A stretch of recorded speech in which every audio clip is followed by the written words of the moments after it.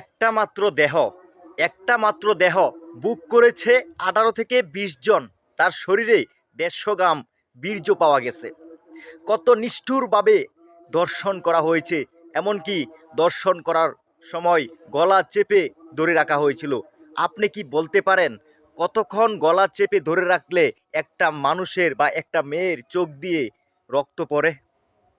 না, আপনি আমি কেউ বলতে পারবো না কতক্ষণ ধরে রাখলে, গলা চেপে ধরে রাখলে একটা মেয়ের গলা চোখ দিয়ে রক্ত পড়ে। এরকম নিষ্ঠুরভাবে দর্শন করে তারপর হত্যা করা হয়েছে পশ্চিমবঙ্গের এক চিকিৎসককে, যার বয়স ছিল 31 বছর।